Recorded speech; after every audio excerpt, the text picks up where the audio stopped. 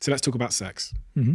Sex is a huge part of relationships. Yeah. And one of the really interesting things I want to talk to you about is, if I look at my friendship group, my small friendship group of maybe 6 guys, right? My best friends, I'd say 3 of them are currently having a really, really hard time as it relates to sex with their partner, for a variety of reasons.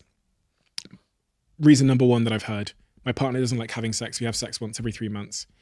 Reason number 2 I've heard, my partner doesn't like the way that I have sex.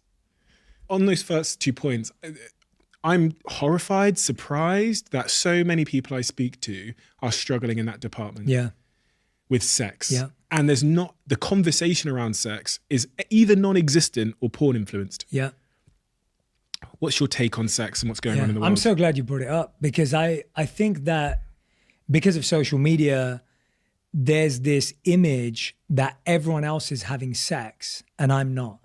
Like, I feel like that's like a very big feeling that a lot of people have. And all the stats show that people are having less and less sex. There are more and more sexless relationships and marriages every single year. And it's so much more common.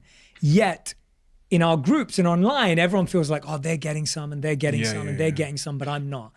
And the truth is most people are not getting any. And that's just, I don't have the stats offhand right now, but whenever I've looked at the trends, that's what the trends show.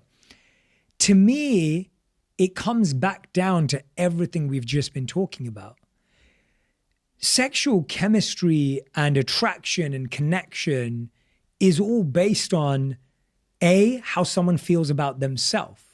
If someone themselves is not feeling taken care of by themselves, attractive, investing in themselves, growing, feeling like they're becoming more and better, it's very unlikely that they're going to want to share their body, mind, emotions, and heart with anyone else in the most physically intimate way, which is sex. It's just unlikely.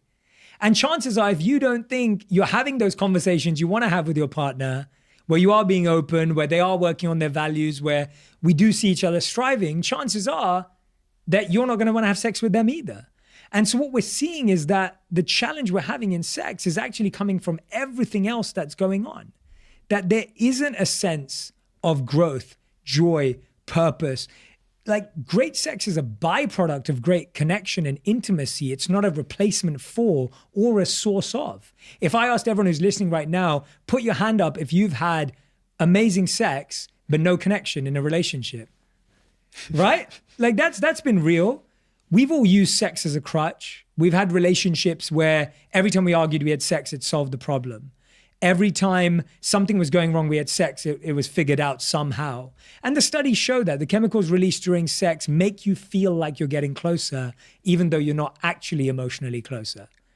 So when you look at all of the stats, when you look at all the research, when you look at everything we've just described, sex is a byproduct of a healthy individual and a healthy individual and a growing individual and a growing individual coming together, sorting out their differences, having the fights they need to have, having the conversations they do, that naturally creates vulnerability, which leads to being able to expose ourselves at the deepest, most physical way that we possibly can. How can you expose yourself that vulnerably if you can't even have a vulnerable conversation with your partner because you just switch on the TV every night and avoid that difficult conversation? It becomes like a transaction. It becomes a transaction. And then sex becomes, in the best case, a crutch and a hopeful aspiration on a special night or whatever it may be, or something we wait for and plan for and it never works out. As opposed to, in the worst case, it just becomes something we're both not talking about, comfortable about, or even doing. And so, or an obligation. Exactly. Yeah. Like an obligation, and like someone's just sitting there, like, you know, come on, 3 minutes. Literally. Yeah. All right, let's get it over and done with. Like that mindset. And I'm like, there isn't, because we've lost intimacy in relationships. There is no intimacy. And so you can't force it physically. There's no intimacy in porn. There's no intimacy in porn, for sure. They don't like do the small talk. I don't pay for that. Exactly. There's no intimacy in porn.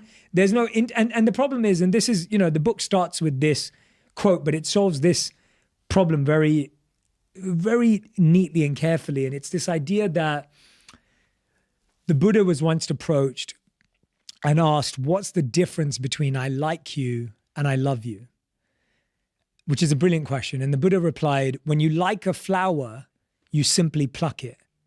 But when you love a flower, you water it every day.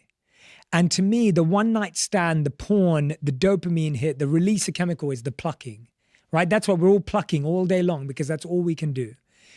But the watering, the intimacy, developing intimacy, growing from entertainment to experiments, to experiences, to education, to engaging in service together, all of this creates so much intimacy that physical intimacy is a natural byproduct.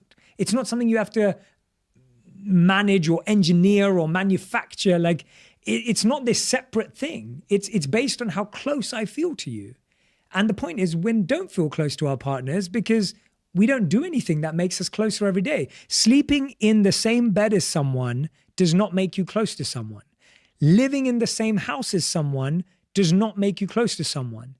The only thing that makes you feel close to someone is when you feel you can be open and when you feel seen, heard, and understood in your most vulnerable, darkest, and open times. If you can do that, everything else is going to work. But if you can't do that, you can't just make it happen in a moment because you're meant to be together. You're meant to be in love. What about masturbation? Do you think masturbation to porn helps or hurts relationships? I think in the long term, it hurts.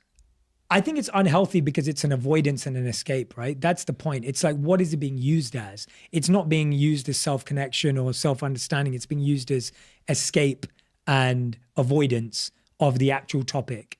And all that's doing is rewiring your brain for false expectations, diminishing returns as well. All the studies that I did look at showed that porn is making you work harder.